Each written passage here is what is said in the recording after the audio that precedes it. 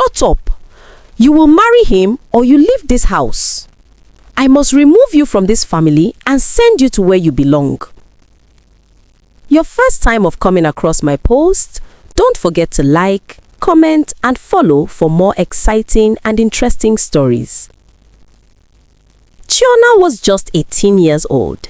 She was gentle, beautiful and hardworking, but her life was full of pain. Chioma lost her mother when she was still very young. The sickness took her mother slowly, and one night, her mother never woke up again. From that day, Chioma's life changed forever.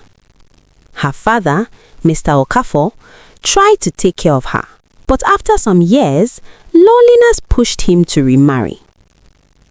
That was when Madam Ezine, her stepmother, entered the house. At first, Madam Ezine pretended to be kind. She smiled a lot and spoke softly. But after the wedding, her true character came out like fire. She hated Chioma deeply. Every morning, while other girls prepared for school, Chioma was sent to the market. "Wake up, lazy girl," Madam Ezine would shout. "Carry these fruits and go and sell them." Chioma sold oranges, apples, bananas and pineapples. She walked under the hot sun. She walked on the busy streets of the city. Cars passed.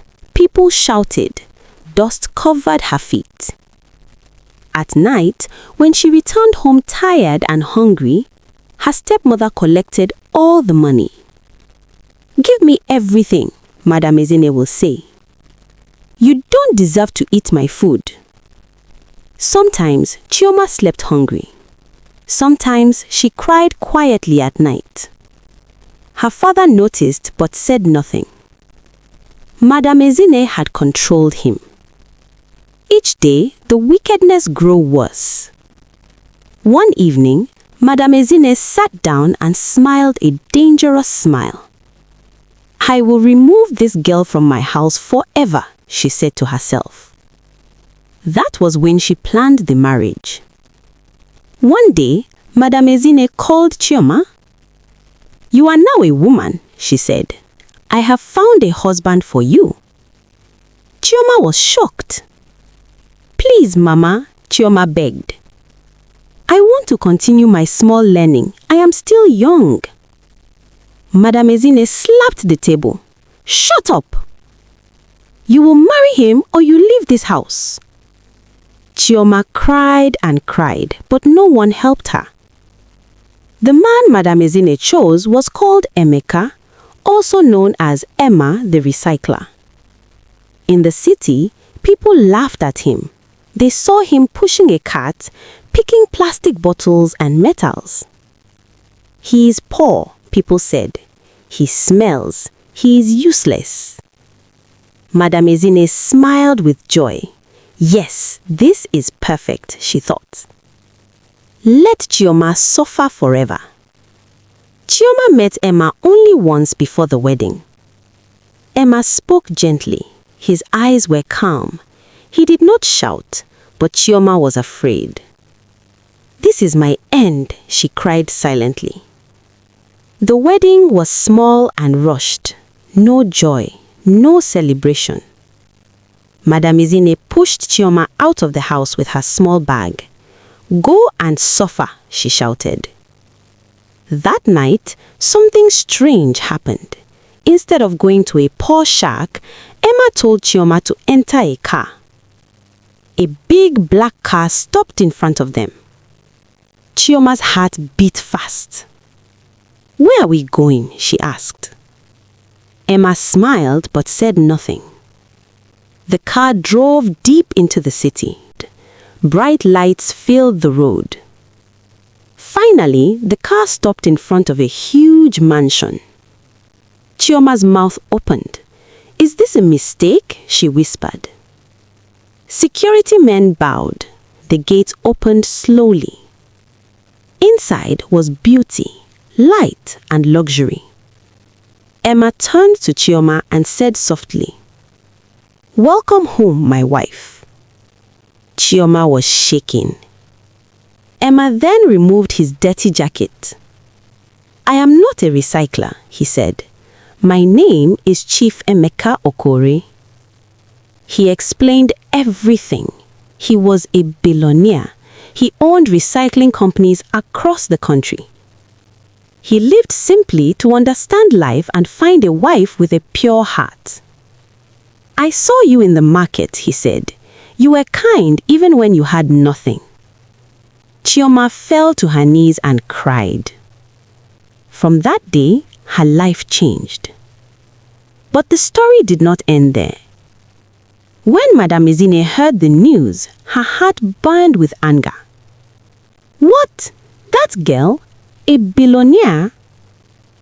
Jealousy entered her heart. She planned evil again. When the news reached her that Chioma was now living in a mansion, her body shook with anger. She paced around the room like a wounded animal. "Never!" she shouted.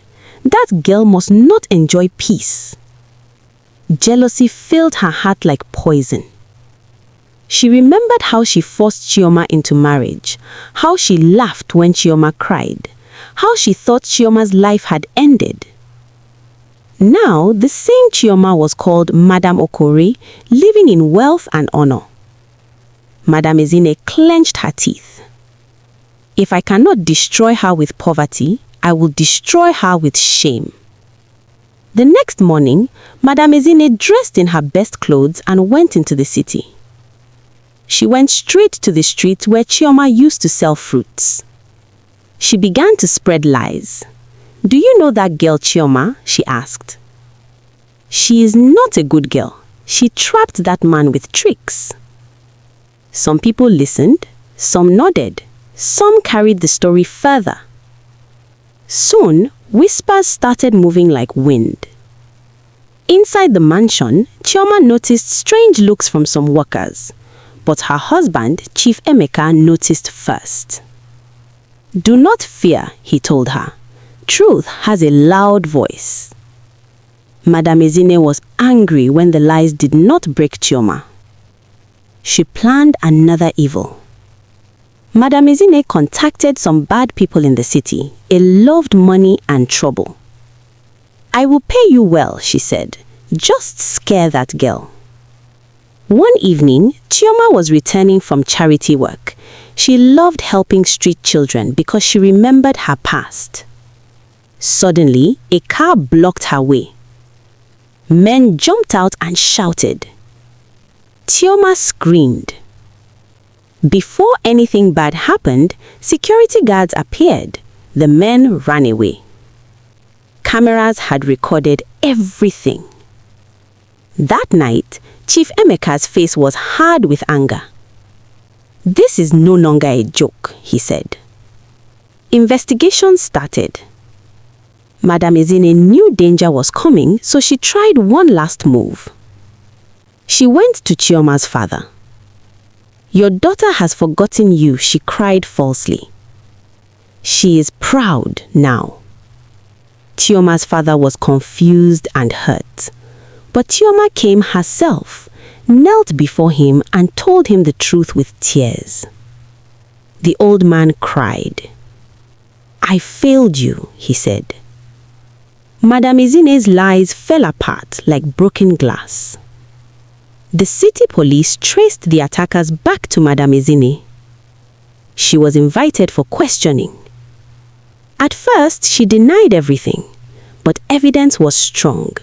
Messages, calls, money transfers. The truth came out. People in the city were shocked. "How can a woman be so wicked?" they asked. Madame Ezine's shame was heavy. Madame Ezine was warned and disgraced publicly. Her name became a lesson in the city. Chioma chose peace over hatred. "I forgive her," she said, "but I will not allow evil near my life again." Chief Emeka held her hand. "You are strong," he said. The city celebrated Chioma. From fruit seller to city lady. from pain to honor. And her story became a warning. Never plan evil for a kind heart. Good always rises.